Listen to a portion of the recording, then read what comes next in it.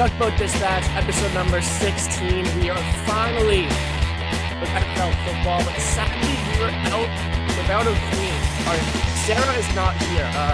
Unproblematic, unapologetic queen, Sara definitely. She has gotten a real big girl job. We're super proud of her, but she was unable to be with us this week. So stepping into the batter's box for Sara is our good friend Chuck Luarasi. Is that correct? You got it. One year great college radio. It only took you, 80 tries to find Took some time. I was thinking about asking you before when we were in the little pre-show lobby, but I figured, you know what? If I ask him and still get it wrong, it's embarrassing. I can just chuck it up to it being a while. But Chuck Luarasi joined us today, and I'm so happy to have Chuck here because, one, we got him on late notice because Mark Caravita bailed on us like Tyler Duffy bailed on us last week. No, I will say the Tyler Duffy bail was so much worse than the Mark Khalid bail. Mark Khalid at least gave us time in advance to tell us that he could not show up. Tyler Duffy didn't even tell us he wasn't going to show up, and then we find out he is He's hammered. Yeah, he's intoxicated. He's hammered, and he's at a golf course, so he couldn't join. But it's been a big week. I want to start real quick because we finally have a fellow baseball isn't boring believer on the pod today, which is great. Shout out Bradfo. Yeah, Bradfo's the man. Love Bradfo. He's a dog. Baseball isn't boring. Get your hats. I should grab my shirt. But Roman Anthony, injured, oblique injury. Update, he's about 4 to 6 weeks out for the injury is what Alex Corey said. I am terrified when Anthony is out of this lineup, Chuck. How do you feel about that? Listen, I mean, the guy leads the team OPS average, on base percentage, everything that you want your leadoff hitter to be leading in categories for, right? And it's tough.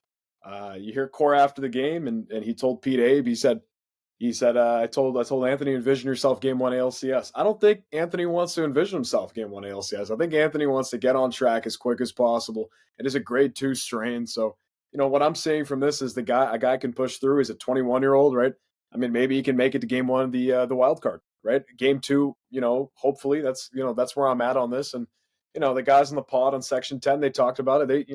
They feel, they're nervous, right? But, this offense, I'm not trying to be the guy that's like the 21-year-old that's been the best player on the team isn't the reason why the offense has been kicking, doing so well and kicking everyone's butts. I mean, it's true, he's a big part of that, but I think this offense can survive. They're locked into the postseason. They have a 96 or 98% chance making the postseason. Does it suck that maybe game 1, Roman Anthony won't be in the leadoff spot? Sure. But there's a chance there that gives me optimism with this team. And I had the opportunity and chance to be at Peyton Tolley's first start as a Red Sox. And you see that 1 through 4. Yeah, Bayo's been a little, that's right. Bayo's been a little, he's been good, but this last start was interesting. They kind of changed his repertoire and told him to throw more cutters than sinkers, which was a little weird. But for the rest of the rotation, Crochet obviously blew up this past game, which was not like him. I'm sure that won't happen again. But 1 through 4 of this rotation gives you an opportunity to win ball games. And even if Anthony's out for 4 to 6 weeks, I really see him pushing through this, and that medical staff for Boston's one of the best in baseball. So, I mean, I'm going to look at this optimistically. This season's gone way too good for me to be upset about it. Sure, I'm mad, and it was an annoying injury right off a swing. I'm not pushing the panic button yet. We only got 1 game without Anthony. We didn't win, but it really was a wash, final game against the Guardians. We'll see how this West Coast trip goes, 6 games, but I'm interested to see how this lineup performs without him. Yeah, so everybody, it's a guarantee, essentially, that Anthony's done for the regular season at minimum. Is he back for the wild card round? I think you need Anthony, especially if it's you lose more than, let's say you win 10 out of your next 21 games, and you end the season 88 and whatever the hell the other number would be. I'm not good at math. First of all, very important because, 1, that hits my over on the season. That's just why I'm terrified. I have 87.5 over wins. Need it like a fish needs water, Chuck and Josh. I've been betting as if that was guaranteed money, which is the last thing you want to do as a gambler. And I really need that to come through for me right now. 2K came out. I need some more VC. I need it to come through. But on top of that, if you're away, the Red Sox are a better home team than away team. Far and better away. Jarren Duran, Giolito, the Magic Man, as I called him one time, they live off of that Fenway Park ballpark energy. And if your game 1 of the wild card is, let's say, in New York, where you don't have home field advantage, and you don't have Roman Anthony as your leadoff hitter, a guy who his first series in New York, reveled in that hostile environment in a cathedral as special as Yankee Stadium is. I'm very worried about him not being here because, like you said, Chuck, you still have Crochet, who, barring his last start and a half, hasn't been great. He's been very inconsistent. You have Bayo, who has been on fire as of late, and Giolito, who has been on fire as of late, and look like two very competent, second in your rotation, third in your rotation. And then at 4, you have a rookie, a 21-year-old rookie who is an absolute dog. Don't get me wrong. I love the vibe and the energy he plays with and the passion he plays with. But he's still a rookie. Do we want that? And are we going to be able to lean on that? Maybe in a relief situation or something. Bayo gets shelled. You got to bring in Tolley. And speaking of the bullpen and relief, holy crap, is the bullpen just so unreliable. Hicks is one of the worst pitchers I've seen in my entire life. Kyle Harrison, the only valuable piece you get in the Rafael Devers trade, still hasn't been called up, and he's working through an ankle injury. And that's just 2 guys in the bullpen, one of which who isn't even with the team yet in the majors. So you have a lot of question marks there. Besides Chapman as your closer, Whitlock, yeah, but Chapman's the guy. He is having an historic season. How much can you rely on him in the postseason at the age he's at and the season he's been having? And Cora definitely trying to manage innings ending the regular season. So I am very worried about this Anthony injury because to me it seems they're going to settle for, I don't want to say settle, but it just puts them in a position where they're less likely to get home field advantage in the wild card. I generally think that this pen has been reliable all season. Pens have up and downs, right? But I mean, you've kind of set up the way you want this to be set up. You open with Bernardino yesterday after you put him in the ninth, which ultimately ruined his open because he's not going to be good after he pitched the day before. I think you've set this bullpen up in a sense where I think Chapman's going to continue to mow down hitters in the playoffs. He's done it all season. It feels like he hasn't given up a hit all year. It's And been I like think 41 batters, I think. that's He went in right. a row without giving up a hit. I think we're at a point now where we know the closer's Chapman, the setup guy is Whitlock, the setup behind him, and a guy that could pitch that 7th inning is a guy like Slayton who's coming back off the injury, and that velo's ticking up. Weisert's been used so much this season, but he's had his moments of incredible pitching and high leverage situations. You throw him up there as well. And again, there's guys in here like Hicks who just got Phantom IL'd. He doesn't have a shoulder injury. They're going to throw him off because they don't want him to pitch. I think this pen can be reliable in the postseason. And I think, like Cora said a week ago, they're going to keep Tolley in that rotation spot because I wholeheartedly agree that Peyton Tolley, and I am fully confident in him, that he can pitch in a postseason game, in a game that matters, with his lefty fastball, with a power fastball from the left side. There's a reason why he's not in AAA, and there's a reason why he started in single A this year and ended up in the majors. I mean, that guy's got a power fastball. If he just keeps throwing that for 6 innings, you don't even need secondary pitches. I mean, you need them, but at the end of the day, this rotation's at a spot where I think they could compete in the postseason. Losing Anthony's tough, but if they're playing the matchup game like Cora loves to play and he plays it well, it's going to help them in the long run. And adding a bat like Nathaniel Lowe, who was on a team that he couldn't care less about being on, I think now with the confidence coming back, the guy's got a 977 OPS coming back onto the Red Sox, or a team that's competing, a team that's in the postseason. That's helped them. If Abe Toro was still at first right now, I wouldn't be confident in this lineup without Anthony. But I think there's enough balance here, especially with TS10 and the way he's been tearing the cover off the baseball. Abreu's on his way back. I think I'm a little bit more optimistic, especially after an injury to our best player. Yeah, and the last thing I want to touch on before we pivot, because there is still so much to talk about. Week 1 of the NFL season. Josh and I are going to pick every single game. We have Chuck for a limited amount of time today. He's a busy, busy boy, so we're going to get to some Patriot stuff as well. He's So in do you think school. Well, he's got some non-school responsibilities as well. That's right. He's a very busy guy. Do you think Campbell gets called back up at any point with the Anthony injury? Maybe they can capture some of that lightning in the bottle he had at the start of the season when he was white hot, when he came to his debut before he teetered off, just to give some sort of boost to this team, Chuck. I don't think I think he's done. I think they shut him down for the season. Campbell, listen, the guy is as raw as they get. You saw it for a month. He was rookie of the month. He hits the ball hard. That's his whole thing, right? I mean, but now when he's down in AAA, they've moved him around. He was obviously not great at second base. I think, and as Coley Mick has said, I think your profile is as a left fielder, right fielder, corner outfielder. And the bat, there's still some things that I'm a little iffy on with this guy. He'll be in camp next season. He has the opportunity to compete for a spot.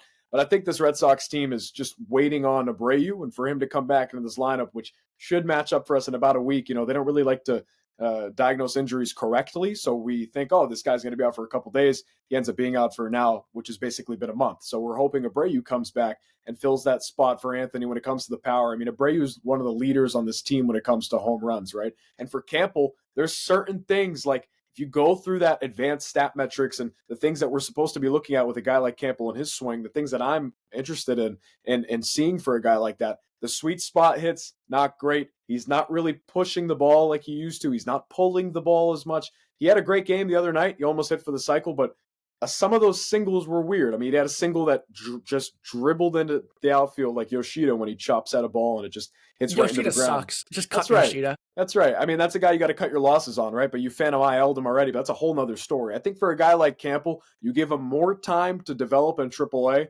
and by next season, he has an opportunity to compete on this team. Does that mean he goes back to second? Maybe. But think about what spring training is going to be like for this group. I don't think Nathaniel Lowe's coming back unless they want to bring him back on a relatively inexpensive deal. Justin Casas is on his way back after an injury that people are out on him already, but we'll see what happens. I mean, the guy's got pop. Campbell's got pop as well, but it just depends on what the situation is like at first because he's not going back to second, and this outfield's crowded. But, my little tea leaves on this whole thing from the things that I've heard from people I've spoken to is that Duran might not be back here this next season. And is that in a trade for Joe Ryan? Is that in a trade getting him somewhere else? I don't know. But I genuinely believe that spot in the outfield for Duran is up for grabs because he won't be here next year. All preseason long and all season long, really, we have discussed the logjam in the outfield for this Boston Red Sox team. How do we get Anthony up? How do we keep Rafael out there? Because he's best in the center in his center field spot. It reflects in his batting average, and he is just one of the best center fielders in the majors. No reason to take him out of there. So it was how do we get these guys up there? Does Abreu move? Does Duran move? And that conversation is going to carry over to 2025, 2026 as well. So it'll be interesting to see how the Sox deal with that logjam with Craig Breslow up there. Does he have the stones to move Jarren Duran, who was face of the team, way more popular than Rafael Devers? Does he have the stones to move Duran? We will see. But there's still so much more we want to talk about. Stephon Diggs apologized to the local media yesterday. Josh, I know you're interested in Kawhi Leonard and the Clippers circumventing the NBA salary cap. We'll get to that. But I think the biggest story was on Monday night.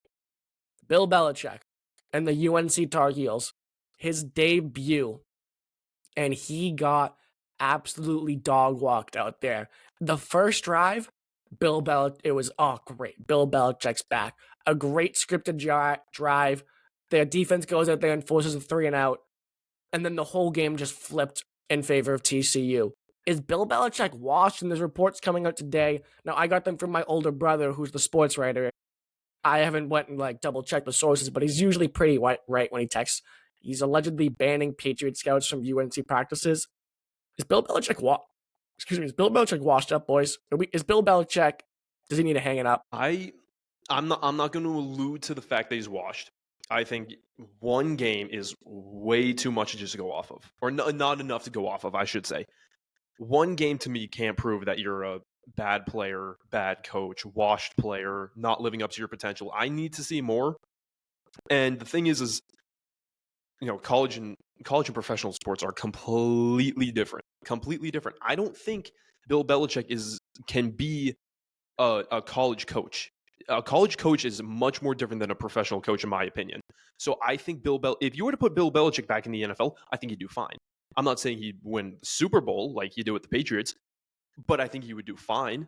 In college, though, I don't know how much I believe in that because, with everything going on with him in the news, as a player, I don't know how seriously I can take Bill Belichick as my head coach. Like, imagine showing up to practice and you're going up to your coach, and your coach is Bill Belichick, but his main thing right now isn't about being an all-time great head coach. It's the fact that he's dating he's dating a 24-year-old from Bridgewater.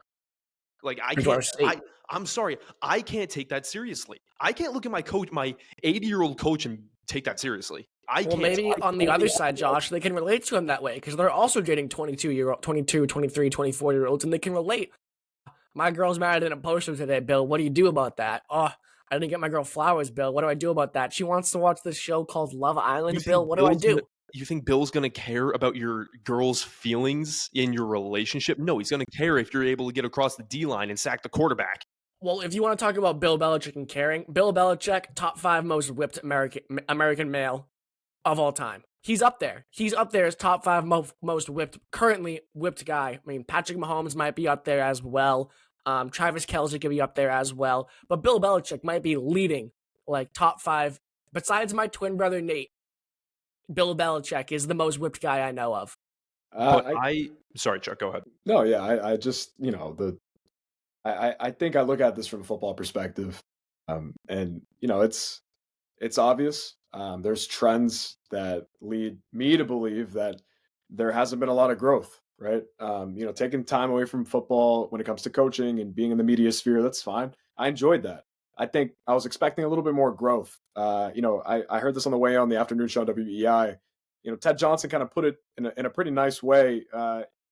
Guys like Saban, he used to bring offensive coordinators that had new blood into his organization, and he'd win a national championship, right? He was kind of looking at it from the perspective of who's going to give me the best chance to win.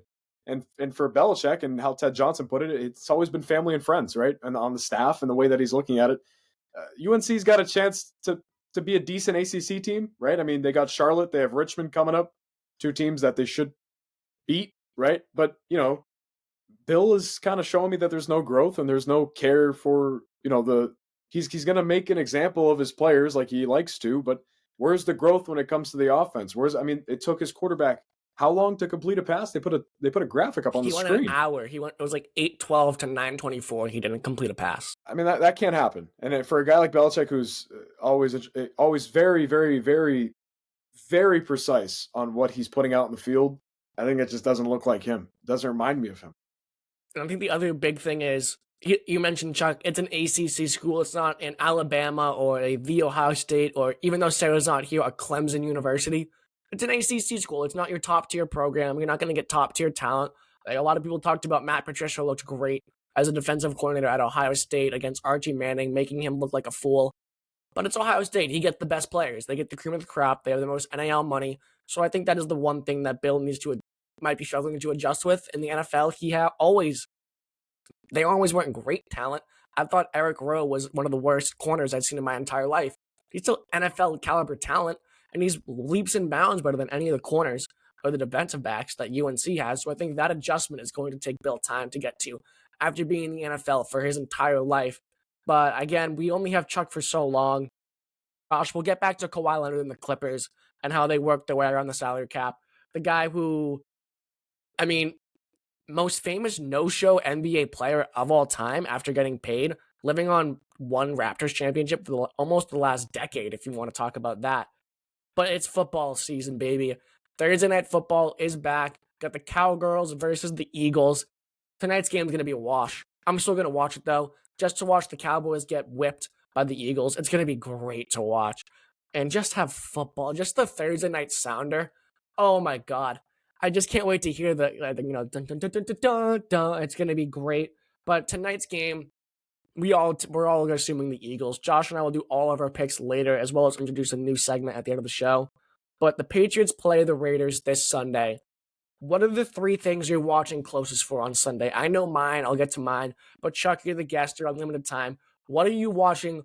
What are you putting under the fine scope glass, under the magnifying glass, as you will? What are you going to be honing in the most on when it comes Sunday that you want to see from our New England Patriots? Yeah, so I produced the Hallal and Hickey show. We talked about this just this past week. I think number one biggest thing for me is to see how this defense operates and what the identity of the defense is. Terrell Williams, a guy that I really like. I think it was a great hire from Vrabel to bring a guy in that he knows, but also a guy that has the experience and the grit and determination of a defensive coordinator that wants to play violent football, right? And he kind of stated that a million times in the preseason and in training camp. I'm excited to see this team. Obviously, they're not going to play with in between their defensive line and their DBs. They're going to be a team that's going to utilize rushing the passer and playing good man-up defense down the field. And when Gonzo comes back, you can do that. You can utilize those 2 things. I'm sure this first week with Gonzo out, I think they're still going to be great in the secondary.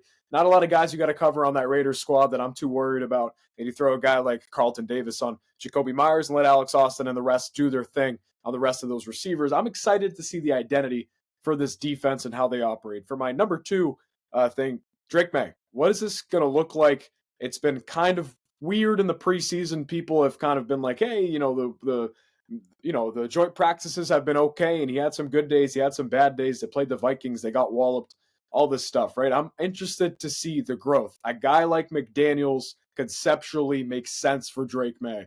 You have Travion Henderson in the backfield, a guy that I've been so excited to watch. They put bubble wrap all over him after that preseason game. They knew that he had to sit on the sideline. And for a young offensive line, which under McDaniels, in my opinion, the way that they're going to methodically move the ball and then take shots with May's arm, it's going to be fun to watch. We're going to have offense again, and for quite some time. McDaniels is not going anywhere. I'm excited to see how May operates in this offense. And for my third and final key for this Patriots squad, it's just football, the strategic play of football. How are they getting off the field? Are they making stupid penalties? It's week one, sure, but what we saw this past season, when there's too many men on the field in the NFL and it happens multiple times in a game, as a fan, it makes you discouraged. So I'm excited to see just the strategic structure that Vrabel's bringing back to the process of being a football player. And I think that week one game will solidify why Vrabel was hired in the first place over a guy like Ben Johnson. Josh, I love them all. I think May obviously is the catalyst for this whole season. I also do love how you snuck in. McDaniels isn't going anywhere anytime soon, and I don't think that's by design. It's because nobody else will hire him. But Josh, what are the three things? I know you mentioned Henderson, Chuck. You want to talk about somebody who loves Travion Henderson. Josh is up there with the guys who love Travion Henderson. He is a huge fan. He's looking to buy the jersey. So I'm assuming, I don't want to assume anything because that makes an ass out of you and me, but I'm assuming Travion Henderson is on Josh's things he's looking for this week. But Josh, what are you honing in on this week for the New England Patriots? So no, Henderson's not in here as much as you think. I would love to have him in there though. I'll be watching him, but he's not one of my core factors or my main topics I'm looking for in this game. Number one, Chuck immediately stole it, was the defense. I want to see this defense revamp itself to what it was when Belichick was back on this team, when Gerard Mayo took over. The defense was awful. You had a good defense, and what'd you do with it? You did absolutely nothing. You let up so many points, so many rushes, so many yards. It was so upsetting to watch such a good defense collapse just because of one guy, and I am blaming it all on Gerard Mayo. So I'm going to be expecting the defense to vamp up, especially when you're going against a mediocre offense, I want to say. I don't want to say this offense is bad because you do have guys like, Geno Smith, who I think is a competent quarterback. Brock Bowers, one of the best tight ends. And then you have Jacoby Myers, wide receiver one, who I think is a solid wide receiver. Nothing fantastic, but then again, nothing you shouldn't really overlook. And then you have Ashton Genty, who is a rookie, so I'm not really expecting too much from him, but, it's Ashton Genty. So watch out for him. Number two is Stephon Diggs. I'm actually going to be watching for Stephon Diggs because I think Diggs connects to Drake May's growth this season. I said this last episode. I don't think Stephon Diggs is not the guy. He's not the wide receiver for the future. He's not Drake May's wide receiver for a long time. He's not going to be. But I am expecting Drake May to grow this season. I don't think he can do that if there is no real good wide receiver one on this team. And we saw that last year. The wide receiver room is horrible, awful. And so now that you have a competent wide receiver who I know just came off an injury, so he might be a little bit shaky, but which is why he's one of my talking points.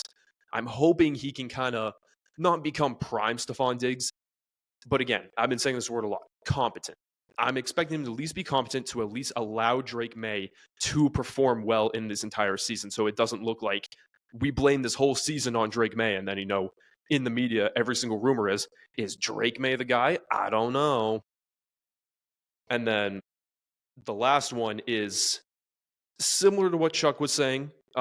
It's Mike Vrabel's sideline performance. I'm not talking about the plays. I'm not talking about the timeouts. I'm talking about what he does, the mentality and the culture that he brings to this team. One of the things that pissed me off last season was the Miami Dolphins game. I forget exactly what week, but it was when the O-line did so bad. They were giving up so many sacks, so many pressures to Drake May. And then you see them on the sideline laughing their ass off. like just joking around. You're getting smoked by the Miami Dolphins right now, and you're over on the sideline laughing. If I'm Mike Vrabel, I'm kicking your bleep. I'm going to kick your bleep into the ground. You should not be laughing in a game like this. And the way I'm excited for Mike Vrabel right now is that, did you see the clip in Forged in Foxborough? Did you see that clip?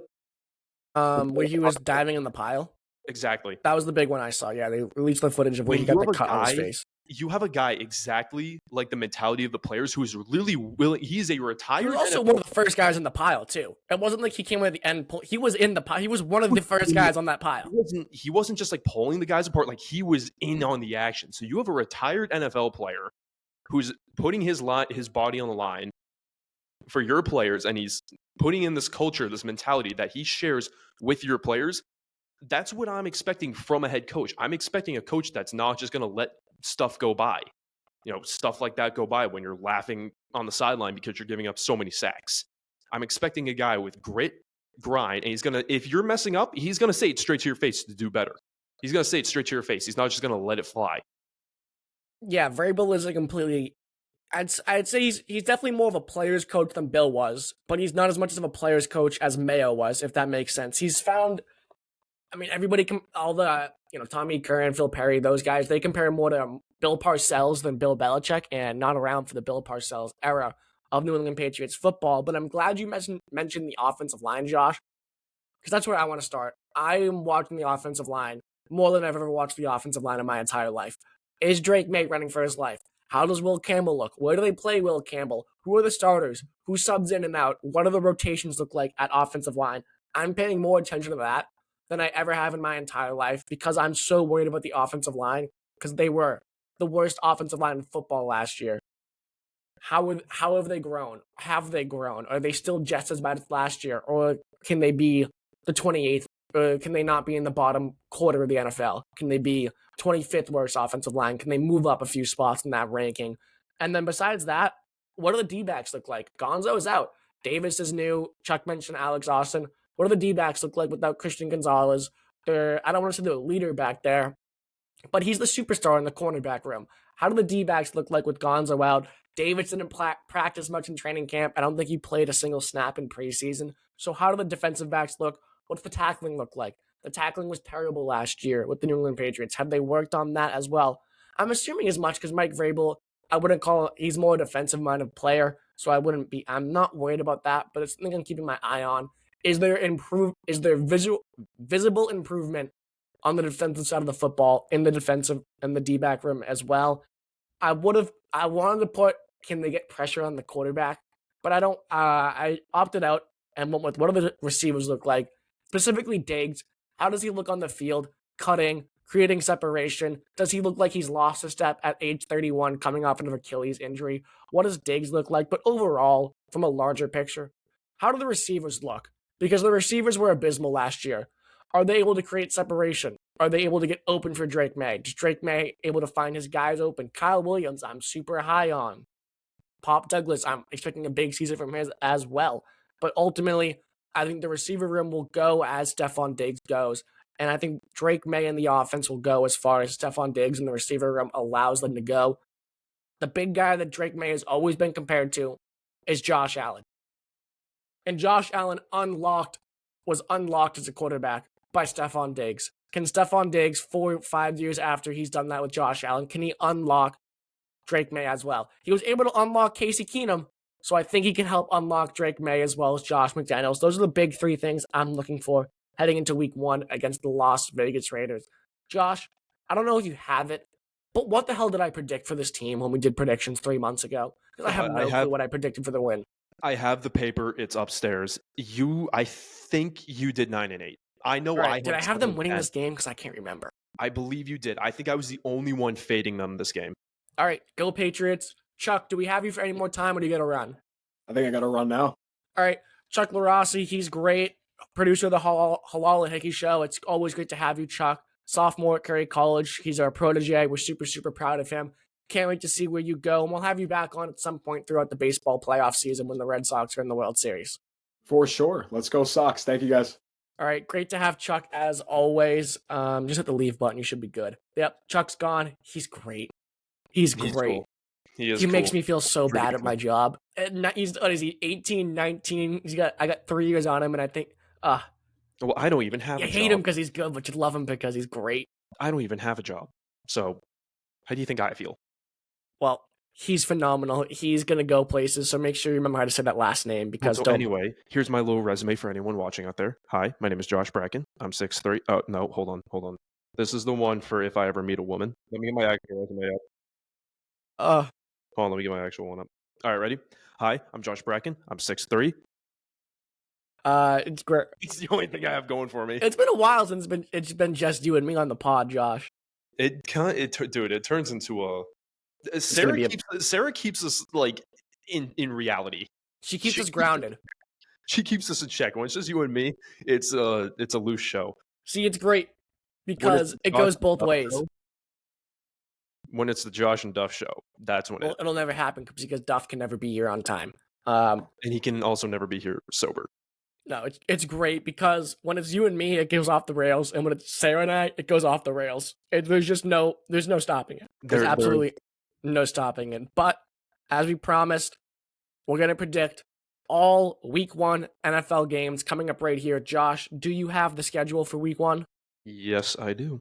All right, and same bet as last year. If you're unfamiliar with Josh and I do, everybody does this. It's not rocket science. Josh and I are going to pick every single game, the winner, the loser of every single NFL game for every single week this NFL season, and the loser has to buy the other six pack of the loser's choice. So last year I lost by 1 on the Super Bowl. I took the Chiefs.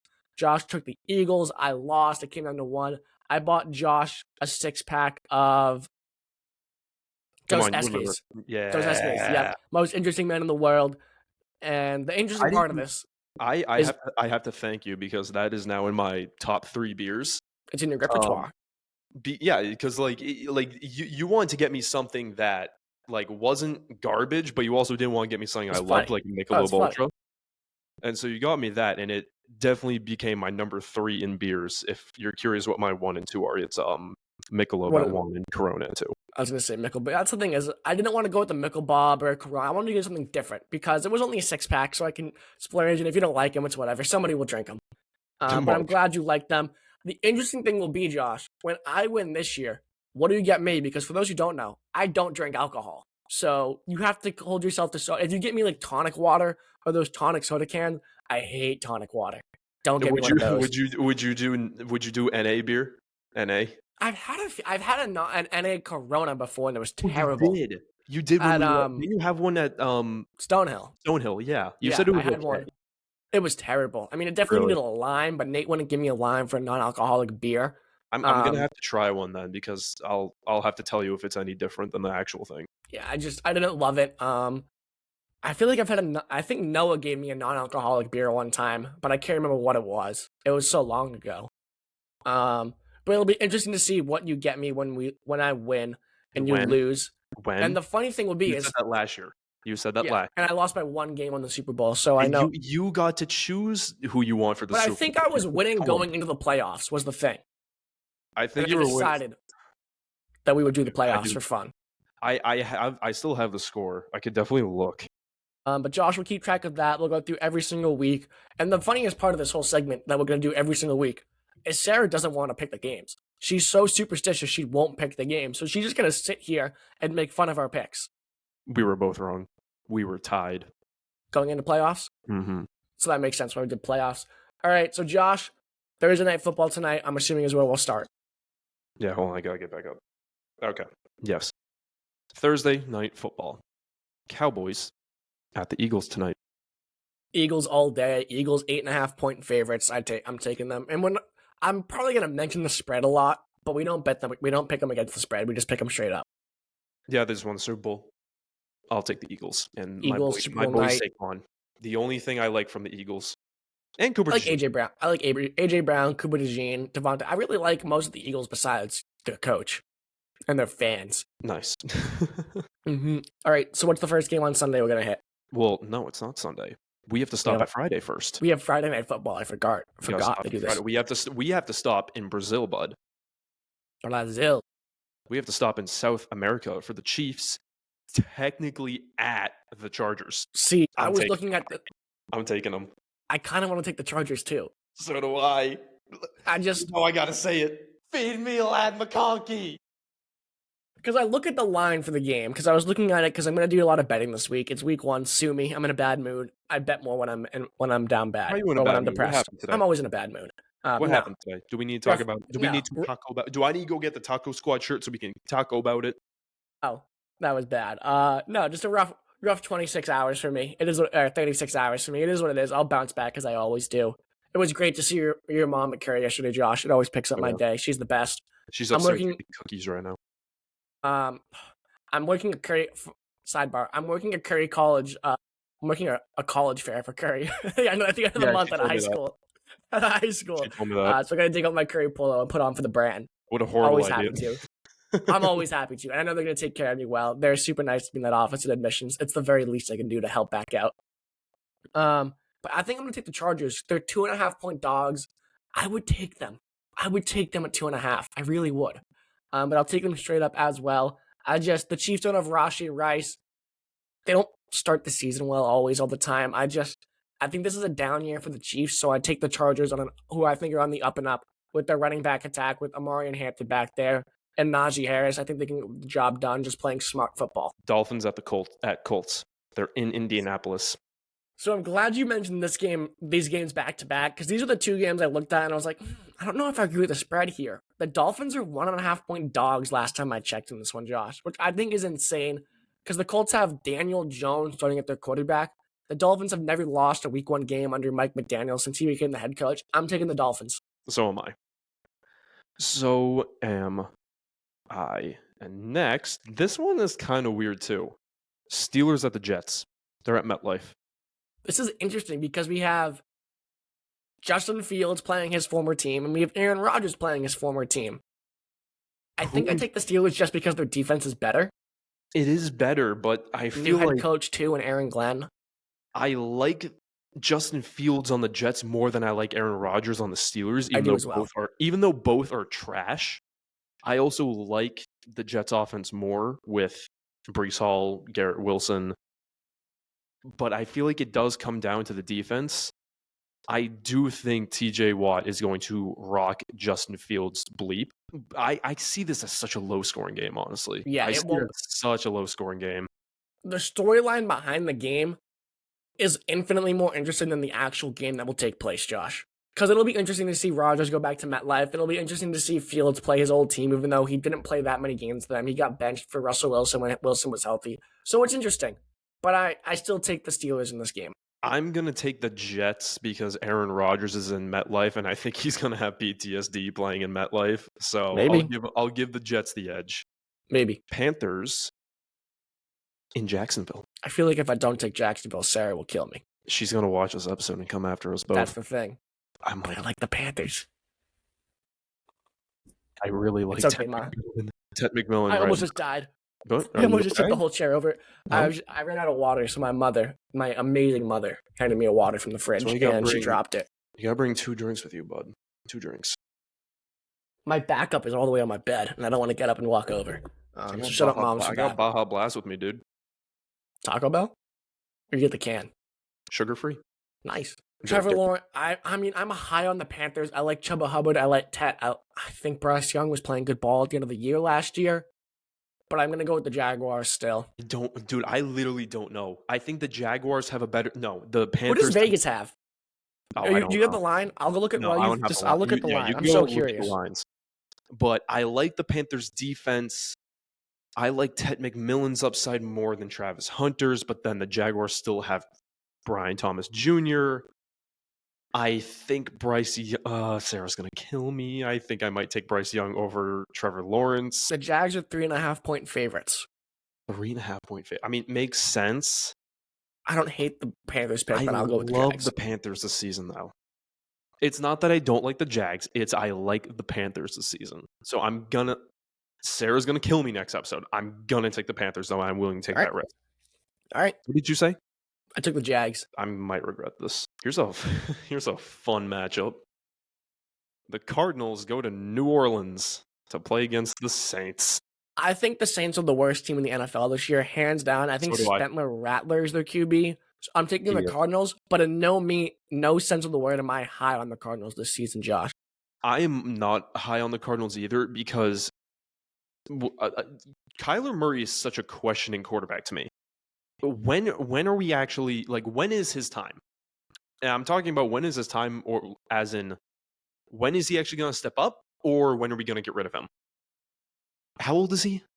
Do we know I have do no we know his clue. I age? think he was the class before Trevor Lawrence, I'll right? look it Because I up. think Right I think he was in the class before Trevor Lawrence. I think it was 2019 was his draft class because he was after he- Baker but before Trevor. He's 28. And so it's like with the Cardinals, I'm not high on him because he's 28 years old and he still hasn't taken that Develop. he hasn't taken that development step yet to really prove himself as a franchise quarterback. So I love the roster with Marvin Harrison, who I think can take a step up. Trey McBride is one of the best tight ends in the league. James Conner is old, but still good. I know So you're a big fan. he was just on my fantasy team. He's all right. Did you see what my fantasy team is this year? I took a look My at it and name? I can't remember. In the It's money Bucky league, time. yeah. Bucky time. Yeah, we're both going the Cardinals there. Let's not kid ourselves. Yeah. Here's another fun one. The Giants go play the Commanders. So I'm obviously taking the commies. Jaden Daniels, Terry McLaurin. They're just better. I mean, that right there is all you have to say. They were a game away. They were a game away from the Super Bowl. I always get the Game away from the Super Bowl. game away from the Super Bowl. But I'm actually kind of high on the Giants this year. Like So sneaky, I'm high on the Giants. I like their defensive line is okay. Their cornerback Sexy room Dexy. sucks, but they have Abdul Carter down there. They have I always get the guy's name wrong, but the guy they got from the Panthers, what is it, Brian Branch or something along those lines, is actually a very. I'm kind of high on Jackson Dart, Malik Neighbors, Tyrone Tracy, Cam Scatterbo, Wando Robinson. I think will have a better year with Jackson Dart as his quarterback. And you still have Russell Wilson and Jameis Winston up ahead of him. So I'm sneaky high on the Giants this season, but I'm still taking the Commanders. I'm kind of the same way. I like the Giants. In my prediction, I remember this. I have the Patriots losing to the Giants this season. I have them just giving up that game. Brian Burns is the guy's name. Brian Yeah. Burns and Dexter Lawrence. The Raiders versus the Patriots is more of kind of like an equilibrium game I have where it's like either team really could win. I think the Patriots have the edge over the Giants, but I just think that's going to be like our upset game where we get upset by the worst team. Yeah, I like this whole roster. Jackson Dart just I don't know. I don't know. sidebar, should make a spreadsheet and put all of the Patriots picks on one, and then on like a different page on the same spreadsheet, put all of our weak picks on the same one. All right, make it happen. Thank you, Josh. The Buccaneers versus the Falcons in Atlanta. So the Buccaneers are 1.5 point favorites, and I'm taking the Bucs. But again, a team I'm high on, Atlanta Falcons, Michael Penix Jr., Bijan Robinson, Drake London, Darnell Mooney, Kyle Pitts. Is this the year Kyle Pitts becomes Kyle Pitts that we all want him to be? Will he fall for that again? Probably not. Their defense leaves a lot to be desired. But I'm still relatively high on the Falcons in the offensive side of the ball. But I'm still taking the Buccaneers. Baker Mayfield, Mike Evans, it's tried and true. It works. I'm going to take the Falcons because I took the Falcons to win the NFC South, and I think that they'll split the series with the Bucs. So since this one is in Atlanta, I'm going to give this one to the Falcons.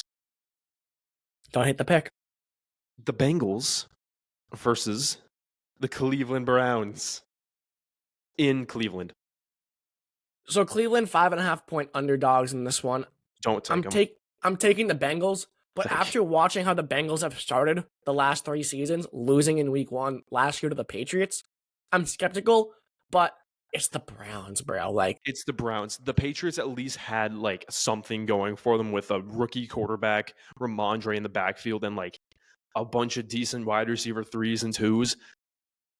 The Browns have Njoku and Jerry Jeudy, which is nice. And you have 5 quarterbacks on your roster. You do have 5 quarterbacks on your roster, and the starting one is Joe Flacco, correct? Joe Flacco's named the starter. They also just have a great defense too. Myles Garrett, Mason Graham, Ward. They do have a defense that. Just imagine if they still had Baker Mayfield on this team, bro. Oh my God, what a Baker on the Browns felt like it was yesterday. Like It really, I saw a post where it said Baker, where it was like showing every starting quarterback's age, and it said Baker Mayfield was 30. I was like, I thought this dude was drafted yesterday. Like, it still feels like he's a baby. see, for me, it feels like it was years ago he was on the Browns. It feels like it was like last year. Like when he was on the Rams, I completely ignore that. Like I mean, he was there for a literally, game, is what yeah, you I really know. remember it. It's like I literally think he went from just the Browns to the Bucks. No, Never he was on the mind. Panthers. Yeah, never mind the Panthers or the Rams. I completely forget about that. I literally think it was Browns to Bucks, and that's why I think he's only been in the league for a couple of years. So yeah, I'm taking the Bengals in that one. You are as well, I'm assuming. What else do we got? The Raiders at Gillette Stadium with the new Tom Brady statue. So Patriots 2.5-point favorites. I believe I took them when we You did took this. We did perfect. So I took the Patriots again. I had to take the Raiders because I took them at the start. As a fan, and I don't want people to get this wrong, as a fan from New England, from the Boston area, I will be rooting my heart out, and I will be saying that the Patriots are going to win this game because I do think they can win this game. But when I am being a unbiased analyst and I'm looking at it, I'm like, I might give this one to the Raiders because the Raiders, I think, are a little bit more developed than the Patriots right now. And I know for a fact that the Raiders defense is good. I don't know for a fact that the Patriots defense is going to be good, as we stated earlier with Chuck. So I have to still take the Raiders, but I will be rooting my heart out for the Patriots. I think, because I'm a fan, I'm saying we're going 17-0 until we lose a game. So That's how much I love. the good thing, or at least the thing is like, yeah, I took the Patriots in July when we first did this, but there's no way in hell I'm sticking to that like verbatim for the whole season. There's no way I'm sticking to that where we picked every game. There's no way. Mine. I might stick to mine because nothing really has changed for me. But I also haven't looked at mine in a minute, so I might forget what I might have taken a couple months ago, and I might change it as well. Well, that's the thing is we predicted, predicted week 17 in July. Who knows where the team's at in week 17 or even week 12 before the bye week or whatever. 2-12. And how teams change. Like, yeah, they play the Giants. Maybe the Giants are like the sleeper team this year that just pops off, and Jackson Dart gets in there, and he's Jaden Daniels from last year, whatever it may be. So I'm absolutely not guaranteeing I'm going to stick to those verbatim. But but I am going to try to like keep in mind that. But also things change in the NFL daily, so who knows? But yeah, I took the Patriots in that one. Is it the last 1:00 game? I don't have the times written down. I have them up on DraftKings, so let me know what game we're at. We are at the 49ers in Seattle. Yeah, so we're in the 4:00 slate now. Give me the Seahawks, dude. I'm high on the Seahawks. I'm taking the Niners. Niners 2.5-point favorites. The Niners are interesting. They're either going to be like 14-3 or 6 and whatever. There's no in between in my eyes. The Titans go to Denver. So Denver, Bo Nix, Sean Payton, Patrick Surtain II. They got a great defense. They're 8.5-point favorites. Titans also could be in that top 5 draft pick consideration. But I like Cam Ward. I like Tony Pollard.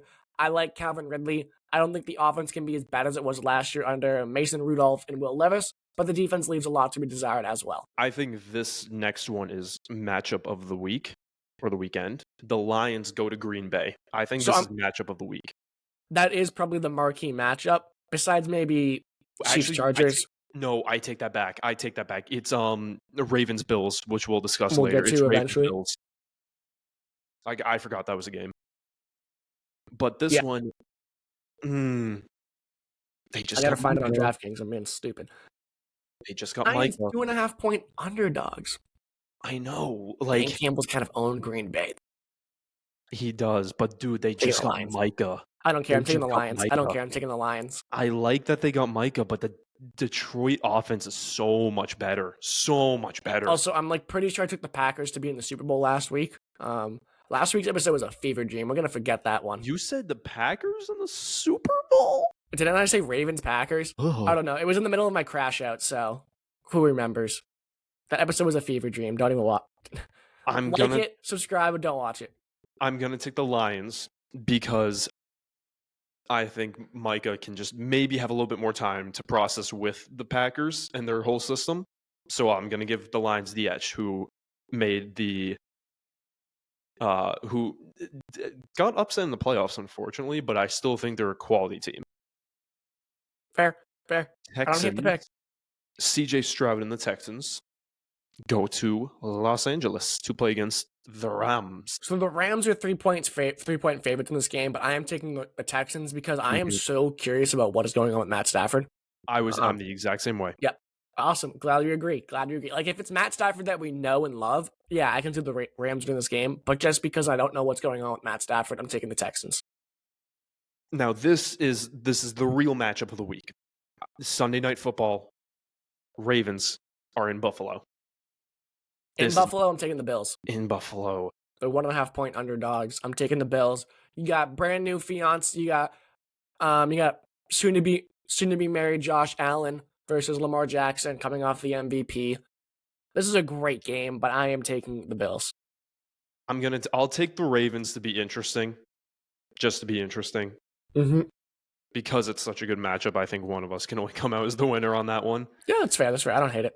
I mean, it really is a coin flip. I don't know. Maybe Lamar Jackson uses all the stuff you just said, his energy. You know, he didn't win the MVP. No, Lamar won.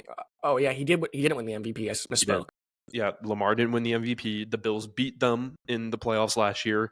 Lamar Jackson did not marry Haley Steinfeld. Fair. I'd be pissed about that too, man. I am pissed about that. So maybe he uses that energy and completely goes off and rushes for 200 yards. Probably not, but who knows? And then it kind of a interesting Monday Night Football. I don't know if I'm excited for this or if I'm kind of more like. I am. I guess I'm excited. I'm actually really excited about this game. Looking at it, I'm not like, whoa! I'm so excited to watch Monday Night Football. This matchup is gonna be insane. I'm kind of like, I think it'll be a great matchup. Vikings Bears. Minnesota is headed to Chicago. Sorry to steal your thunder there. I don't take it before you, but I think it's such an interesting game. You have Caleb Williams year 2, year 1 of Ben Johnson in Chicago, and then you have year 1 of JJ McCarthy and that Vikings offense. I'm taking the Vikings though. I just think that offense is so quarterback proof. We've seen Sam Darnold had success in it. Kirk Cousins had success in it, and that's not a knock on either one of them. Maybe Sam Darnold, not Kirk Cousins. I love Kirk O'Chains. But it's just so quarterback proof, I think. And Kevin O'Connell is the QB whisperer that I don't think J.J. McCarthy can really mess it up that much. Very much like Brock Purdy and Kyle Shanahan in San Francisco. Very much feel the same way about the Vikings offense. Yeah, and what you just said, the quarterback proof of that team is simply simplified in 2 words: Justin Jefferson. Exactly. Who I have in fantasy, and so I'll be excited to watch that. But no, that's it for the week. So here, quick fire off a recap. All right, Eagles and Cowboys, we both have the Eagles. I was going to say, the ones that are different, if you can see that. So we're all the same for all of them. We did defer on the Steelers and the Jets.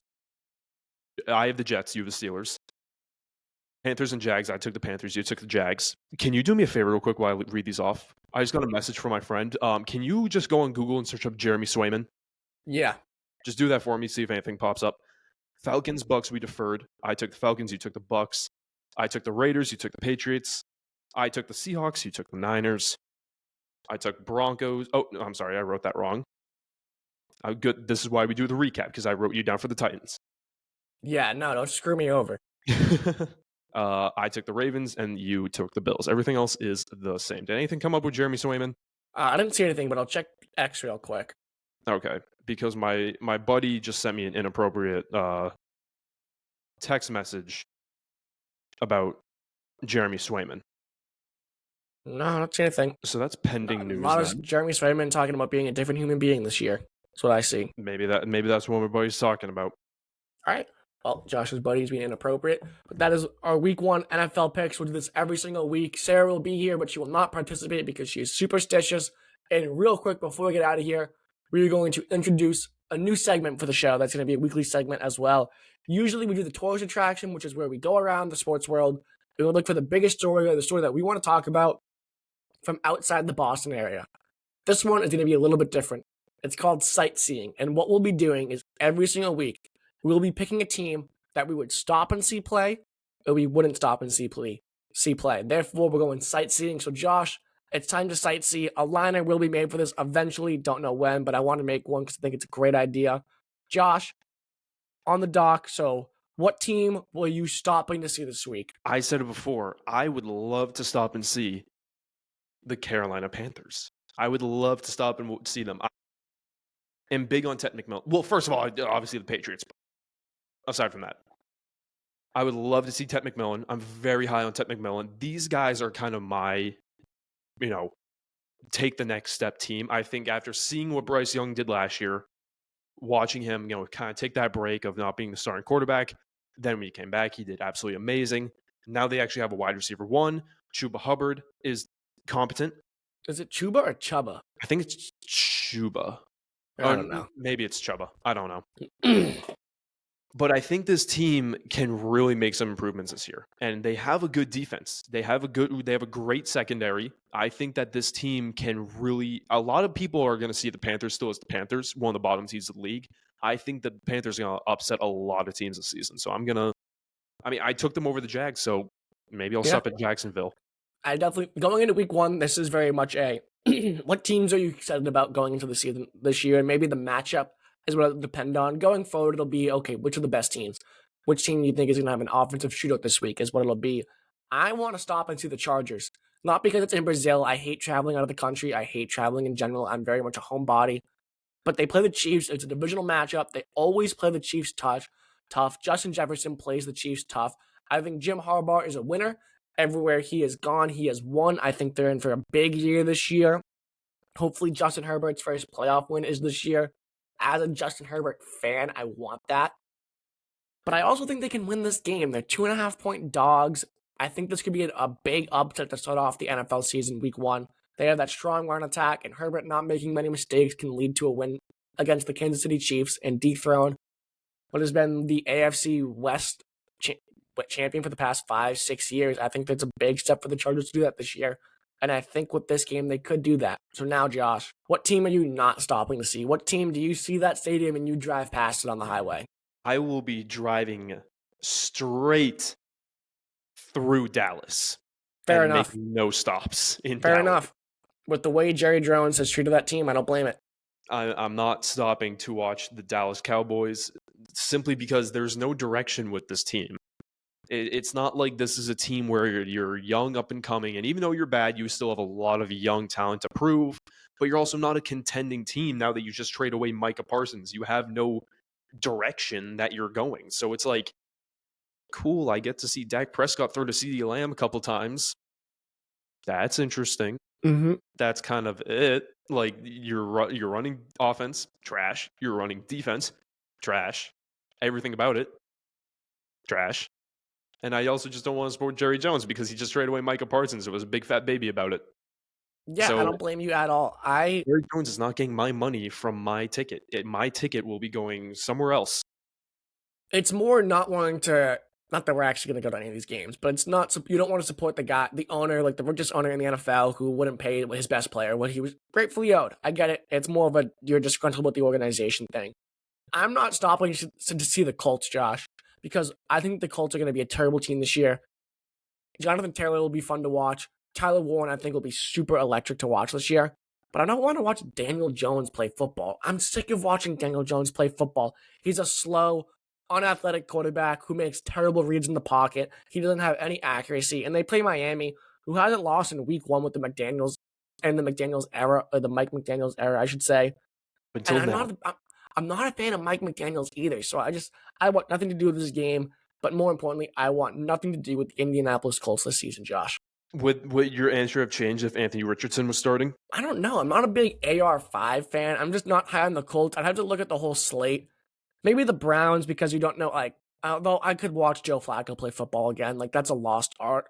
Probably the Saints would be the other one. I'm not a Spencer Rattler guy. The Saints was my easy choice, but I was like, no. I'm going to use them at some point in the season, I know. We both will. We both will be. But yeah, I think the Saints would be the only other one. I like a lot of the matchups this week. Even the Bengals-Browns, I think will be semi-interesting because you're like, okay, when Shadur? Okay, how many times did they cut to Shadur? How does Joe Flacco play? You can root for Joe Flacco. He's so easy to root for. But yeah, I think the Colts was the one that stood out the most to me. So that's sightseeing. We're going to do it every single week. Sarah will participate in this segment, I promise. Nobody likes to talk about teams they hate more than Sarah. And real quick before we get out of here, Josh, you said you had something you wanted to bring to the table today, but you wouldn't tell me what it was. So, yeah, this is just a quick segment that we can post on TikTok. It's a little challenge for you and Sarah once we get her back.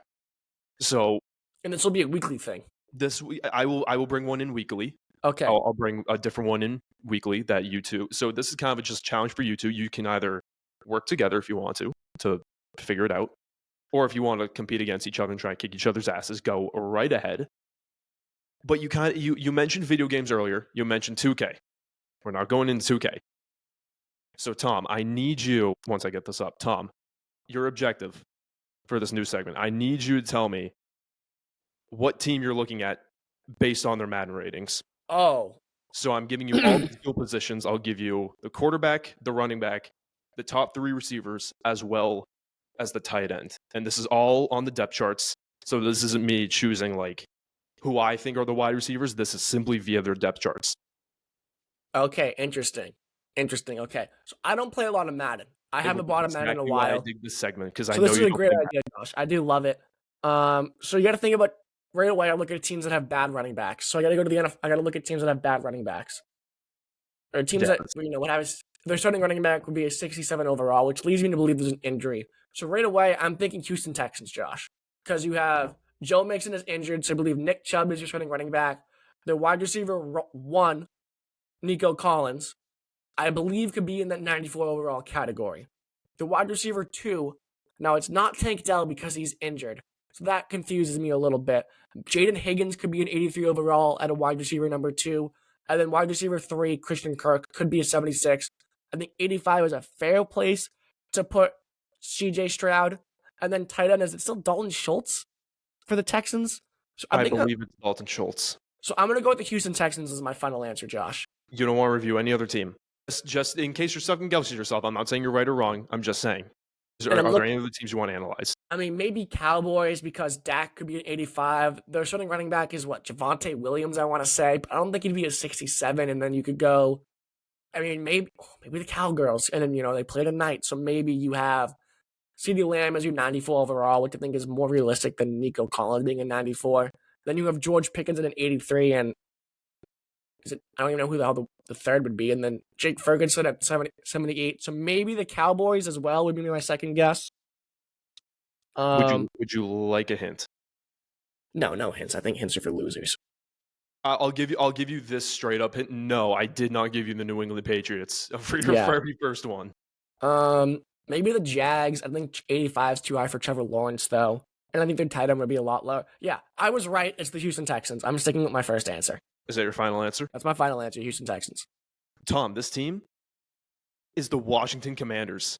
Really? Okay. This is the Washington Commanders with Terry McLaurin as a 94, and that running back is Krosky Merritt. Wow. Okay. I really thought I had it with the Texans. Yeah, so the wide receiver 1, Terry McLaurin. That wide receiver 2 is Deebo Samuel. Deebo's on an 83. And then Jaden Daniels is an 85, which is, people might argue is low, but again, he's a sophomore running back, so people kind of were like, so Madden's not going to throw him up in the 90s yet. And then obviously Krosky Merritt is that he is now considered the RB1 on the depth charts simply because Brian Thomas Jr. got. And Zachary, yeah, I like this game, Josh. I like this game. So there you go. I like this game. You are currently 0-1 for the season. I like that game a lot. Great idea, Josh. Great idea. So I'll come in with the next one. If you and Sarah want to work together, you can, or if you want to be rivals and work against each other. Always compete. Compete. Okay. Maybe if Sarah doesn't watch this episode, maybe I'll throw her this team next. I'll give her 2 teams next week. I'll give her this team and whichever one I choose next week. No, well, we're going to post it, so she's definitely going to see it because she runs the socials. Yeah, but I like that game, Josh. Great idea. Little quick fun thing to end the episode with.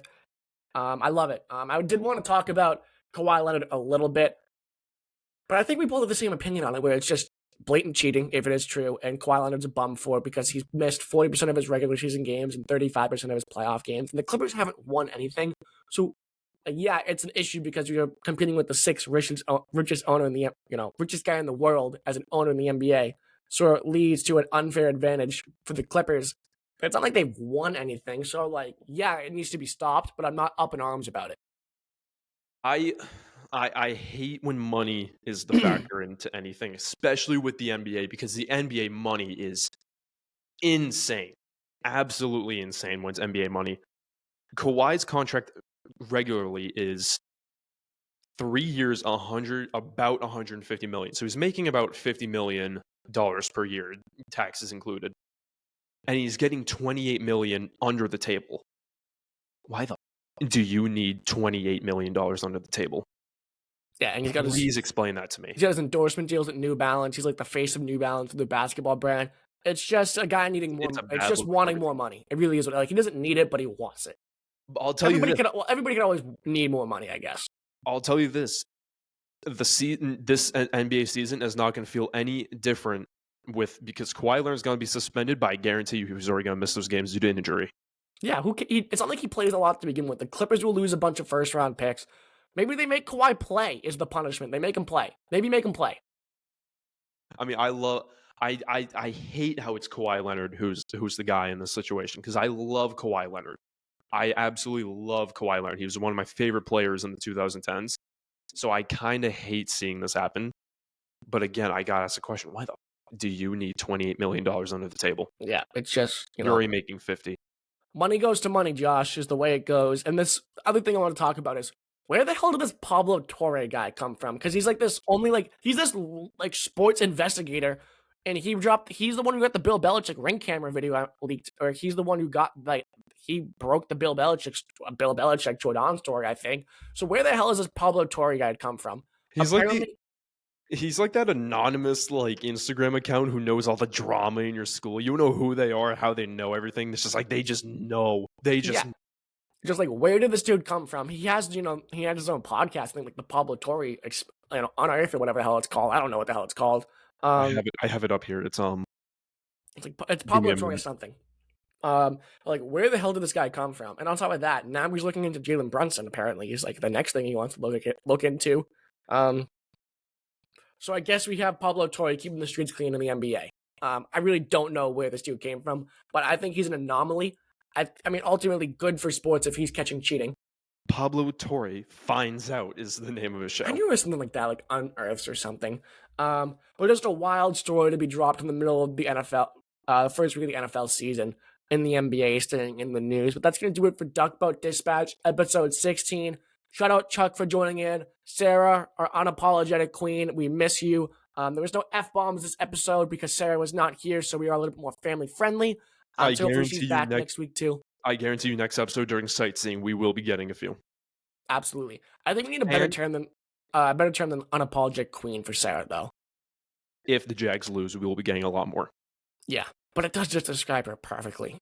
We got to put a disclaimer, like this amount of F-bombs in this episode because the Jags lost.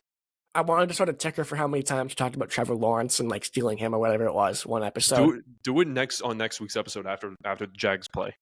Got a little tick on the screen. But we'll figure it out. We're gonna get a better nickname for Sara though than our unapologetic queen. I don't like that one that much. We'll workshop that one.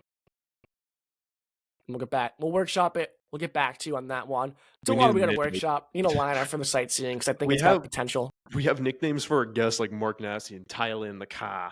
Yeah, we got Tony Tough Knuckles in Revere. Tony Tough Knuckles. Saw Tony Tough Knuckles recently. It's always great to see Tony Tough Knuckles. Did you see him on Tuesday? I didn't see him Tuesday. I saw him for the fantasy football draft. He was there. Oh wait, you were there for that? Oh, I didn't know you were there for that. I was debating on pulling up tonight for the football game, but I'm like, no, because I don't have work tomorrow. Well, that'd be hype. It's always good to see the boys. Yeah, shout out Chuck. Hopefully the Red Sox keep rolling. Hopefully the Patriots win this week, and hopefully I hit all my bets this week. But that'll do it for Duckboat Dispatch, episode 16. Subscribe to YouTube. Follow us on Instagram, TikTok at the Duckboat Dispatch. You can follow us on Spotify at the Duckboat Dispatch. It is a pain to find us on Spotify. So if you can't find us, go to the link tree on our Instagram bio. It'll bring you right there if you prefer more of an audio style podcast than visual and you don't want to see our ugly mugs. I get it. No females do either way. So it doesn't offend us regardless. We'll be back next week to recap week 1 of the NFL season and give our predictions for week 2.